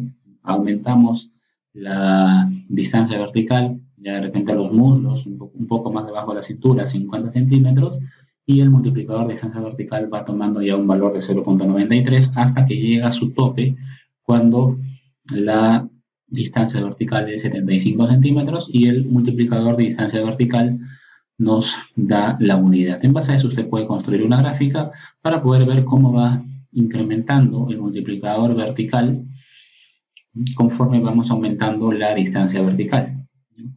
Y estos valores se adoptan hasta un máximo de 175 centímetros. A 175 centímetros se considera ya que el valor es inaceptable, ¿no? Por eso es que a 175 centímetros de distancia vertical se le asigna un multiplicador de 0. Entonces, los rangos en los cuales van a estar los rangos en los cuales va a estar el multiplicador de distancia vertical está en el rango de 1 a 0.78. 0.78 cuando la persona coja la herramienta en el suelo o lo coja a 1,50 m. De ahí va incrementándose conforme vayamos acercándonos al valor idóneo de distancia vertical de 75 centímetros. Trate de verlo con calma. Puede ser que el término distancia vertical se confunda con el multiplicador de distancia vertical.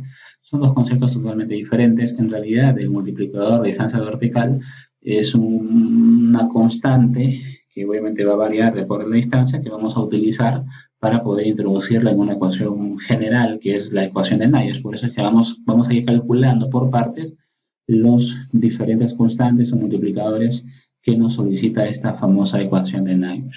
Vemos un ejemplo. Aquí la persona está cogiendo la carga a 41 centímetros del suelo. Está cogiendo la carga a 41 centímetros del suelo. Significa que la posición vertical es 41. Con ese valor calcula el multiplicador, ¿no? Y el multiplicador de distancia vertical le está saliendo 0.90, ¿no?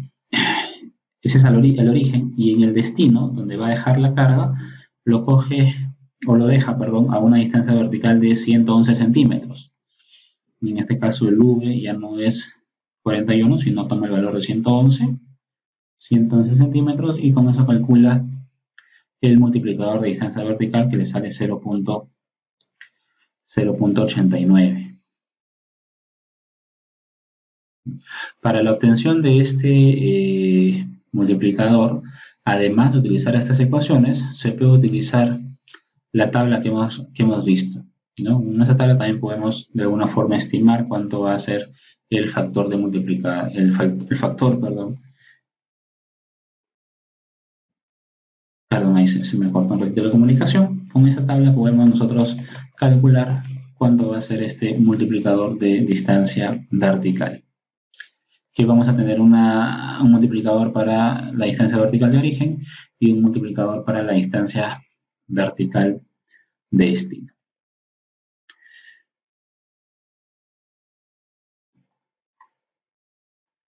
Otra de las variables que vamos a determinar es el multiplicador ya no de distancia vertical, sino que vamos a estar hablando ya de un multiplicador de desplazamiento vertical. Este multiplicador de desplazamiento vertical se determina a partir del factor de riesgo del desplazamiento vertical, que representa la diferencia entre las alturas de la situación vertical inicial y la situación vertical final, es decir, cuál es el recorrido vertical de la carga expresado en valor absoluto.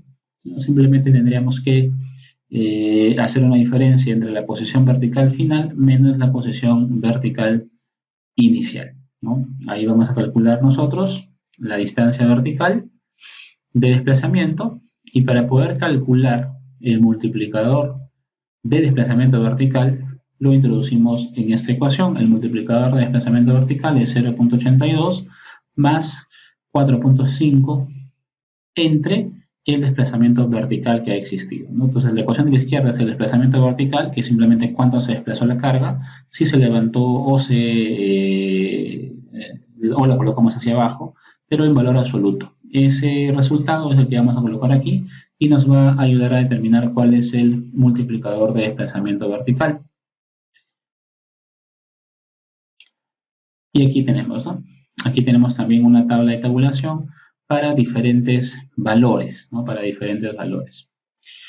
Para valores cuyo desplazamiento vertical son inferiores a 25 centímetros, el multiplicador de desplazamiento vertical será igual a 1. Y para valores de desplazamiento vertical superiores a 1,75 m, el multiplicador de desplazamiento vertical es 0. Los valores más frecuentes que vamos a encontrar nosotros en esta tabla son las que vamos a aplicar aquí. Entonces podemos acá tener nuestra tabulación. Cuando el desplazamiento vertical es 25 centímetros, el multiplicador es 1. No olvidemos que el multiplicador óptimo va a ser cuando sea la unidad. Por eso es que nosotros mencionábamos que el desplazamiento vertical óptimo siempre va a ser 1. Perdón, siempre va a ser 25 centímetros, o sea que la carga no se desplace mucho. Pero si la distancia o el desplazamiento, perdón, el desplazamiento vertical va cambiando, va aumentando, o sea, la persona de repente coge la carga muy abajo y la deja muy arriba. Si ese desplazamiento vertical es amplio, lo que va a tender es que el multiplicador de desplazamiento vertical se va a ir reduciendo. Esto lo vamos a poder ver mejor en la gráfica. Si nosotros vemos esta curva, el desplazamiento vertical cuando está en el rango de 0 a 25 centímetros, que era lo óptimo, el multiplicador de desplazamiento vertical es 1. Cuando este desplazamiento vertical va aumentando, el multiplicador de desplazamiento vertical se va reduciendo. ¿Qué significa? Que quizás el desplazamiento vertical sea de 1 metro. Quizás la persona cogió la carga a nivel del suelo y lo está dejando a nivel de una altura, a nivel de una mesa, y esa mesa quizás tenga una altura de 1 metro. Entonces ahí ha existido un desplazamiento vertical, la carga a nivel del suelo se ha levantado hacia el nivel de la mesa, el desplazamiento vertical ha sido de 1 metro, y para 1 metro es casi 0,86 el multiplicador. Esta metodología trabaja con valores hasta de 1,74 m. Ya para 1,75 m se considera totalmente inaceptable. Por eso es que para un desplazamiento vertical, perdón, de 1,75 m, el multiplicador de desplazamiento vertical ya se considera 0. La razón es que ya se considera inaceptable. Porque obviamente si usted determina el cálculo, le va a salir un número, ¿no? Pero ya dentro de lo que realmente puede suceder en la realidad, eso ya se considera inaceptable. Matemáticamente quizás pueda darnos un valor, pero dentro de la interpretación eso ya es inaceptable. Muy bien, aquí por ejemplo vamos a traducir esas variables en algo un poco más palpable. Tenemos una persona que coge la carga a 41 centímetros de nivel del suelo, ahí está su distancia vertical inicial, lleva la carga a 1,11 m o 111 centímetros, posición vertical final. SdV es el desplazamiento vertical, que simplemente es la diferencia entre la posición final menos la posición inicial. Y con ese desplazamiento vertical vamos a calcular el multiplicador de desplazamiento vertical, ¿no? Entonces decimos que el desplazamiento vertical es la diferencia, 111 menos 41, eso nos da 70 centímetros. Acá le saca el valor absoluto, porque puede ser el caso que la posición inicial sea mayor que la posición final, o sea, que la coja arriba y la deje abajo. En ese caso tendremos que tomar el valor absoluto. En este caso no es necesario porque la diferencia sale positiva, 70 centímetros. Lo introducimos en la ecuación, sería 0,82 más 4,5 entre 70, y eso nos arroja un valor de 0,88, que vendría a ser el multiplicador de desplazamiento vertical. Bueno, acá la curva que hemos estado revisando, aquí está, y bueno, aquí está en este caso la línea de rojo, el ejemplo que estamos viendo. Acá el desplazamiento vertical ha sido la diferencia entre 111 menos 41, que es más o menos 70 centímetros, y eso nos arroja un multiplicador de desplazamiento vertical que nos ha salido 0,88. 0,88. Lo óptimo es que ese desplazamiento se vaya al rango de 0 a 25 centímetros. Obviamente eso ya determinará la medida de control, ¿no? De repente no es adecuado y se puede hacer que la persona no coja la carga aquí. Si la persona no coge la carga a 41 centímetros y la coge a 1 metro, ¿qué pasa? Imagínate que la coja 1 metro, entonces va a ser 111 menos 1, ¿no? 111 menos 1 metro, ¿no? Entonces la distancia, perdón, el desplazamiento vertical va a ser 111 menos 100, 11. Y si es que es 11, estaríamos en el rango de 0,25, automáticamente el multiplicador de desplazamiento vertical es 1 y sería obviamente óptimo. Entonces, esa podría ser una medida de control en caso que el resultado final eh, sea alto, ¿no? Sea alto. Otro factor que vamos a analizar es el multiplicador de distancia horizontal. Y el multiplicador de distancia horizontal está relacionado con lo que nosotros habíamos definido como distancia horizontal. Recordemos que la distancia horizontal la hemos definido como la línea que va a unir la proyección de la carga al suelo hacia el centro de la línea que une los talones de la persona. De forma práctica, inclusive dijimos que muchos consideran el H como la proyección del centro de gravedad de la carga hacia el pecho, que no es muy exacto, pero es un valor bastante cercano. Pero bueno, si hablamos teóricamente y técnicamente, el H se determina como la línea que va a unir la proyección de la carga y me determina un punto hacia el suelo, y el otro punto es el punto medio de la línea que une los talones de la persona. Esa línea que me va a unir esos dos puntos es el H o la posición horizontal, pero el multiplicador de distancia horizontal lo vamos a calcular como 25 sobre H. Mencionamos también nosotros en su momento que la distancia horizontal óptima es cuando h es igual a 25 centímetros, mientras que la persona aleje la carga más, mientras más aleje la persona, perdón, la carga del pecho, lo que va a generar, ¿qué cosa es? Que el h va a ser mayor. Si el h es mayor, el multiplicador va a ser cada vez más chiquito y eso va en contra de la salud de la persona. ¿Qué pasaría si es que el h, por ejemplo, fuera 40 centímetros? Entonces la persona está llevando la carga muy alejada del pecho, está estirando los brazos quizás. Si la persona estira el brazo, hay una distancia de, si está llevando la carga, hay una fuerza hacia abajo, fuerza por distancia hacia abajo me da un torque. Entonces la persona se va a cansar mucho más rápido, se va a generar una extensión, una fatiga de los músculos de las extremidades. Innecesario si es que obviamente instruimos bien a la persona. Entonces, con esta ecuación podemos también empezar a tabular nuestros valores referenciales y aquí tenemos, ¿no? Cuando el desplazamiento vertical es 25 centímetros, perdón, el desplazamiento horizontal es 25 centímetros, el multiplicador de distancia horizontal es 1 metro. Si es que el desplazamiento horizontal va aumentando, el multiplicador va reduciendo. Hasta, ¿no?, que se toma como límite 63 centímetros de desplazamiento horizontal.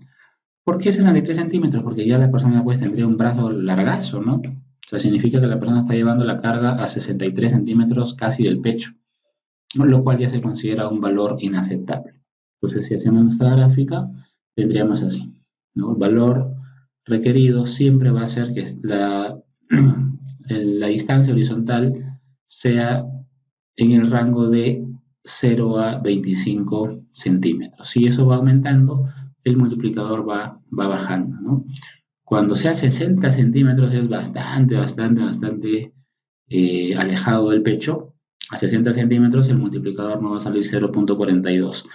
Ya para 63 centímetros se considera inaceptable. Veamos un ejemplo. Aquí, toca la persona. Ese 50 centímetros no es una distancia vertical, ¿no? Como no tenemos la imagen lateral, esos 50 centímetros es la distancia del centro de la carga hacia el pecho de la persona. Y aquí los 37 centímetros es de la línea que proyecta el centro de la carga hacia el suelo, o sea, es como si estuviera proyectado hacia el suelo, esa línea de negro, hacia el punto medio que une los talones de los pies. Ya, esa es la distancia horizontal.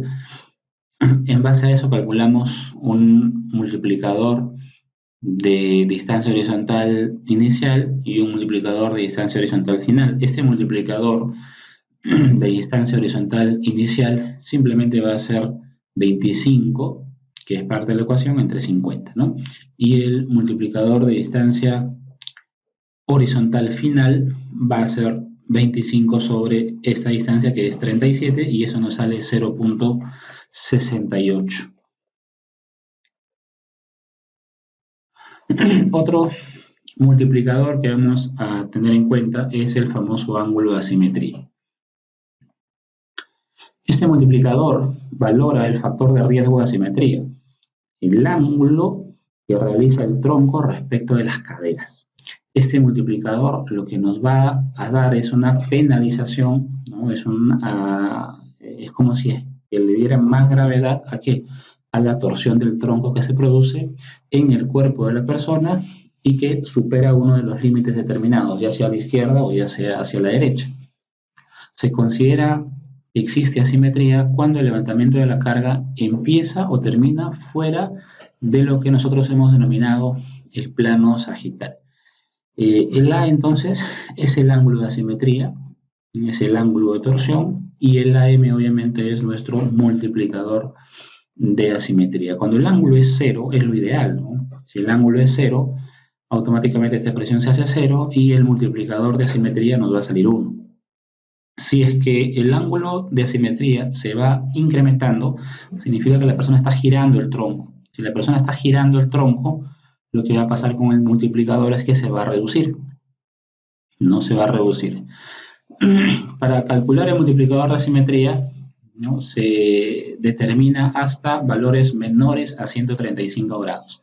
Ya para un valor de 135 grados se considera inaceptable. Entonces vamos a tabular. Cuando el ángulo es 0, el multiplicador de asimetría es 1. Cuando el ángulo es 15, el multiplicador de asimetría es 0.95. Cuando el ángulo es 30, multiplicador de asimetría es 0.9.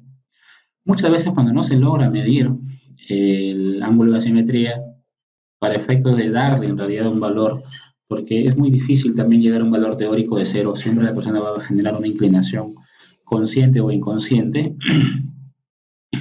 Muchos consideran un ángulo de asimetría estándar de 15 grados cuando no se pueda medir y no hay obviamente una desviación muy obvia o algo que pueda determinar que aparentemente pues la persona está girando. Si es que no se llega a determinar y no se puede calcular, se toma el valor de 15 grados de asimetría, lo que nos da un factor multiplicador de asimetría del 0.95. Entonces, aquí tenemos nuestra gráfica. Cuando el ángulo de simetría es 0, el multiplicador es 1, y conforme vaya aumentando, el multiplicador va reduciendo hasta valores inferiores a los 135. Ya para 135 grados se considera inaceptable. Bien, vamos a un ejemplo. Aquí tenemos a una persona que coge la carga y la posición horizontal, la distancia horizontal es de 37 grados. Cuando no se puede medir el ángulo, ¿no? Vamos a considerar un ángulo de 15 grados, lo cual nos va a dar un multiplicador de asimetría de 0.95. Si es que se puede medir, se mide. Es muy complicado muchas veces medir en campo, como les decía, el ángulo de asimetría. Bueno, acá estamos considerando un ángulo de asimetría 0. ¿Qué significa? Que la persona está llevando la carga y la línea de la posición horizontal, está coincidiendo con el plano sagital. Vuelvo a repetir, la línea de la posición horizontal está coincidiendo con la línea del plano sagital, entonces el ángulo está haciendo 0, lo cual es la mejor forma de llevar la cara, ¿no? Es lo ideal. En campo es muy difícil poder llegar a ese nivel, pero para efectos obviamente de un ejemplo teórico lo estamos considerando el ángulo de asimetría 0. ¿No? Entonces aquí tenemos el ángulo de asimetría 0, el multiplicador de asimetría sería 1. Muy bien, aquí tenemos otro ejemplo. La persona que vemos en la imagen está trabajando de izquierda hacia la derecha. Lo que está haciendo, ¿qué cosa es? Según observamos ahí, la persona recoge un paquete con un ángulo de torsión del tronco de menos 45 grados hacia la izquierda y lo deja con un ángulo de torsión de más 45 grados hacia la derecha. Durante el recorrido pasa por su línea pasa por el plano sagital, que vendría a ser el valor de cero, ¿no? Por lo tanto, se debe tener en cuenta desde menos 45 hasta cero y desde cero hasta 45. En este caso, su ángulo de asimetría es de 45 grados y el multiplicador de asimetría que se le va a aplicar para 45 grados sería 0.86. Acá la persona está girando izquierda, está girando derecha, ¿no? Pero consideramos el ángulo de asimetría, en este caso, 45 grados. Ahora, si es que la persona girase hacia la derecha menos 30 y girase hacia la derecha más 60, deberíamos coger ya no, en ese caso ya no serían iguales, ¿no? Porque estaría girando menos 30 a la izquierda y estaría girando 60 a la derecha. En este caso los ángulos de asimetría son distintos, por lo tanto hay que coger el mayor de los ángulos. En este caso cogería, si la persona gira 30 a la izquierda y 60 a la derecha, tendría que coger 60 como ángulo de asimetría y para 60 el multiplicador de asimetría nos da 0.86. Muy bien, otra de las variables que necesitamos para poder determinar la ecuación de Nash es el multiplicador de agarre. El multiplicador de agarre está obviamente ligado a lo que nosotros ya hemos considerado como la variable agarre, el cual penaliza aquellos agarres que tengan aristas afiladas, superficies rugosas o que fuerce una postura incómoda de la muñeca. En este caso, el multiplicador depende también de la posición vertical de la carga. ¿No? Recordemos nosotros que vimos un diagrama de flujo para poder determinar cuándo estábamos frente a un tipo de agarre bueno, a un tipo de agarre regular o a un tipo de agarre malo. En este caso, no solamente debemos considerar el tipo de agarre, sino también la distancia vertical. En este caso, cuando el tipo de agarre es malo, pero la distancia vertical es menor a 75 centímetros, consideramos un multiplicador de agarre de 0.9. Cuando la distancia vertical sea mayor o igual a 75 centímetros, también consideramos factor un multiplicador de agarre 0.9. Lo ideal es tener un tipo de agarre bueno, ¿no? En ese caso nos va a salir un multiplicador de agarre de 1. Veamos el ejemplo. La persona está cogiendo la carga, pero está utilizando guantes. Si usted recuerda, cuando vimos el diagrama de flujo y la persona utiliza guantes, automáticamente eso decae en un tipo de agarre malo. Entonces estamos ante un tipo de agarre malo a 41 centímetros y un tipo de agarre malo a 111 centímetros. Ya sea bueno, ya sea la distancia, perdón, vertical menor a 75 o mayor o igual a 75, cuando el tipo de agarre es malo, los valores del multiplicador de agarre son los mismos, en este caso 0.9. Vuelvo a repetir, la persona está cogiendo la carga con guantes, por lo que esto es un tipo de agarre malo. La posición horizontal, en la posición vertical inicial es 41 centímetros, estamos aquí. Pero bueno, ya sea menor o ya sea mayor a los 75, el multiplicador de agarre vamos a tomarlo como 0.9. Otra de las variables que vamos a determinar es el multiplicador de frecuencia. El multiplicador de frecuencia penaliza la cantidad de operaciones, o en este caso el número de levantamientos que hace el trabajador por unidad de minuto. Este multiplicador depende de dos variables. La primera de ellas es la duración de la tarea, que ya la hemos definido en su momento como duración de la tarea corta, moderada o media o larga, ¿no?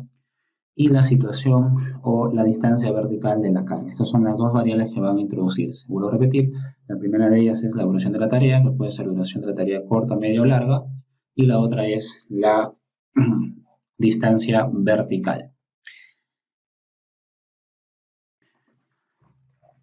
Más práctico es verlo con la tabla. Esta es la tabla que vamos a utilizar. Entonces, lo primero es determinar. Primero es determinar cuántos levantamientos hace la persona por unidad de minuto. Primero, cuántos levantamientos hace por unidad de minuto. Segundo, determinar si es que la actividad que hace la persona, determinar si es que la actividad que hace la persona ¿Es de una duración corta, es de una duración media o es de una duración larga? Una vez que determinemos el número de levantamientos por unidad de minuto y si es corta, moderada o larga, vamos a guiarnos por la distancia vertical. Ahora, cuando los levantamientos son de 0 hasta 8 levantamientos por minuto, es indistinto la posición vertical. Cuando se toma en cuenta la posición vertical o la distancia vertical, cuando la tarea tiene una duración larga y ya se trabaja por encima de los 9 levantamientos por unidad de minuto. Ahí sí hay una diferencia cuando la distancia vertical es menor a 75 centímetros y la distancia vertical es mayor o igual a 75 centímetros. Ahí sí hay una diferencia, ¿no? Bien, veamos un ejemplo. Sigamos con el ejemplo de la persona que hemos estado analizando. Si es que la persona tiene una frecuencia de movimientos de un contenedor por hora, vamos a calcular nosotros acá, sí, vamos a revisar qué nos muestra esta tabla. Nos tenemos que introducir cuántas operaciones hace por minuto. Si la persona hace una operación o un movimiento por hora, ¿cuánto haría por minuto? Simplemente una regla de 3 simple. Entonces haría 1 entre 60 operaciones por minuto. Eso nos da 0.016 operaciones por minuto. ¿Cuánto dura cada tarea? Cada tarea dura 3 minutos. Cada tarea dura 3 minutos. Cuando la tarea dura como máximo 1 hora y la persona tiene de descanso un tiempo mínimo igual al que dura la actividad, eso lo hemos definido nosotros al inicio como una tarea que se considera corta. Entonces, ¿en qué caso estamos nosotros? Estamos aquí. ¿Cuántas operaciones hace por minuto? Hace una operación por hora, lo que vendría a ser por minuto sería 1 entre 60. 1 entre 60, 0.16 operaciones por minuto, o sea, estamos aquí. ¿Es corta, moderada o larga? Es corta. ¿Por qué es corta? Porque no dura menos de 1 hora y el tiempo de descanso es bastante largo en consideración a la duración de la tarea, que es solamente 3 minutos, ¿no? Por lo tanto, estaríamos aquí frecuencia menor a 0.1 operaciones por minuto con una duración corta, lo cual nos va a considerar, ¿no? Lo cual nos va a salir como un multiplicador de frecuencia de 1. El multiplicador de frecuencia entonces aquí nos va a dar 1. El siguiente multiplicador es el multiplicador de manipulación con una mano. En este multiplicador, si es que la persona realiza la manipulación con una sola mano, vamos a considerar un multiplicador de 0.6, y si la persona realiza la manipulación con las dos manos, vamos a considerar un multiplicador de manipulación con una mano de 1. Vamos a tener también el multiplicador de operaciones que requieren más de una persona. Si la carga que manipula es realizada solo por un trabajador, vamos a asignarle un multiplicador de operaciones de 1, y si es que la manipulación es realizada entre varias personas, vamos a considerarle una operación de multiplicador de 0.85. En este caso, en nuestro ejemplo, la persona está trabajando utilizando las dos manos, por lo tanto vamos a considerarle un multiplicador de manipulación con una mano de 1, y si vemos también está trabajando sola, por lo tanto vamos a considerarle un multiplicador de operación, manipulación realizada por un solo trabajador. También vamos a considerar un factor de multiplicador de operación de 1. Bien, con eso ya tendríamos todas nuestras variables y con eso vamos a calcular lo que se conoce como la famosa masa límite recomendada. ¿Qué es la masa límite recomendada? La masa límite recomendada determina el peso máximo que en las condiciones analizadas podría realizar el trabajador. Y se calcula como la multiplicación de todos nuestros multiplicadores, multiplicado por la masa de referencia. Dicho de otra forma, la masa límite recomendada se calcula como la masa de referencia en condiciones ideales, multiplicado por el multiplicador de distancia vertical, el multiplicador de desplazamiento vertical, el multiplicador de distancia horizontal, el multiplicador de asimetría, el multiplicador de agarre, el multiplicador de frecuencia, el multiplicador de manipulación con una mano y el multiplicador de operaciones que requiere más de una persona. Por eso es que mientras que los multiplicadores sean 1, la masa límite recomendada va a ser mayor. Si es que esos multiplicadores se alejaban de 1, al final, ¿cuál es la consecuencia? Que la masa límite recomendada va a ser cada vez más chiquita. Y eso obviamente se da en las condiciones más desfavorables hacia el trabajador. Aquí está. La masa límite recomendada calculada como la masa de referencia multiplicado por todos los multiplicadores que ya hemos podido determinar. Bien, veamos un ejemplo. Tengo aquí los multiplicadores obtenidos al tomar el levantamiento en el origen, al dejar la carga en la posición final, y con esto puedo determinar una masa límite recomendada de origen y una masa límite recomendada de destino. Como tengo la de origen y tengo los datos de destino, puedo determinar ambas. Para la masa límite recomendada de origen me sale 5.35, para la masa límite recomendada de destino 7.16. Vamos a tomar la más restrictiva, ¿no? Acá sí hay que tener bastante cuidado, no se toma la mayor, se toma la más restrictiva, obviamente la que va a proteger más a la persona. En este caso, la masa límite recomendada sería 5.35. Con la masa límite recomendada vamos a hacer una proporción ahora entre la masa real que carga la persona entre lo que debe cargar. Vamos a ver cómo está esa diferencia. Esa división, perdón. A esa división se le llama índice de levantamiento. Entonces, el índice de levantamiento es la masa real que carga la persona entre la masa límite recomendada. Muy bien, supongamos que la masa real que carga la persona sea 22 kilos y la masa límite recomendada lo voy a tomar del último cálculo, 5.35, y eso nos da un valor de índice de levantamiento de 4.10. Ojo, que estamos en un índice de levantamiento para una tarea simple. Puedo calcular también un índice de levantamiento para las otras tareas.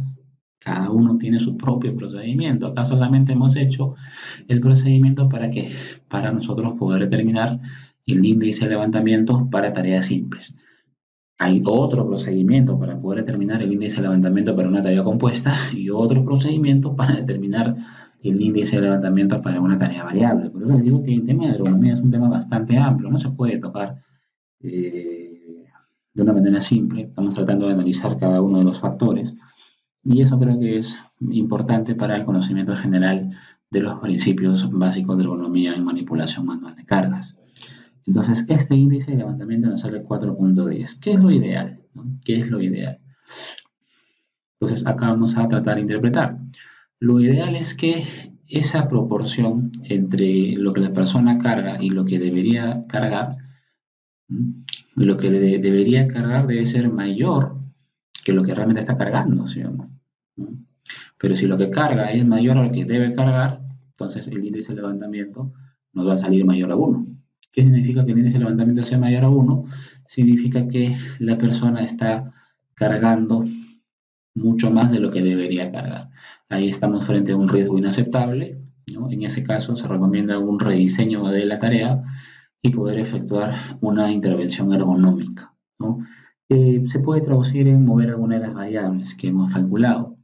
Si el índice de levantamiento está en el rango de 0.85 a 1, es un nivel significativo y es como una semaforización. Mientras más nos alejemos del índice de levantamiento 1, va a ser mucho más favorable. Para este criterio se está señalando que lo más favorable es que estamos por debajo de los 0.85. Muy bien, jóvenes, el video debe salir un poco largo, me he demorado un tiempo prudente en poder editarlo, en poder grabarlo. Espero de que tengamos al menos unos conocimientos un poquito más claros de lo que es manipulación manual de cargas. Hasta aquí vendría la evaluación, y en este caso la evaluación número 25.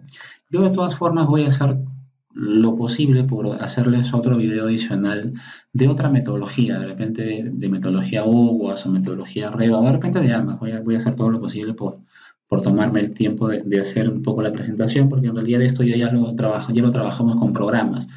pero de nada sirve que usted se meta al programa si es que obviamente pues no conoce un poquito el fundamento, ¿no? Voy a hacer todo lo posible para que en la siguiente sesión, que es la sesión 26, puedan ir acompañados tanto la sesión 26, que es seguridad basada en el comportamiento, de repente con otra metodología, pero introducir otra metodología acá ya sería hacer un video muchísimo más largo y bueno, también la evaluación se nos podría por ahí complicar un poquito más, pero de todas formas está el compromiso de poder hacer cuanto menos otra metodología más, que de repente ya no tenga que evaluarse, pero de repente la evaluación pasa a un segundo plano y podemos hacerlo para efectos de poder aprender un poco más. Creo que siempre es bueno aprender diferentes metodologías más que nos permitan interpretar resultados de cara a poder liderar de la mejor forma nuestro sistema de gestión. Muy bien, muchas gracias. Algunos alcances generales, ya estamos en la sesión 25. Las personas que no vayan a certificar con la Universidad de Ingeniería, ¿no? Las personas que por temas económicos o de repente simplemente por una visión estratégica profesional no vayan a acreditar con la Universidad Nacional de Ingeniería, tienen que esperar hasta que termine el proceso del examen de acreditación. Al final, las personas que acrediten con la empresa o las personas que acrediten con la universidad, las personas que lleven hasta la 26 o las personas que no lleguen hasta la sesión 26, si es que desean certificar tanto el nombre de la empresa como de la universidad, tenemos que esperar hasta que concluya el proceso del examen de acreditación. Muy bien. Muchas gracias, jóvenes. Estaríamos ya trabajando en la última sesión, la sesión número 26.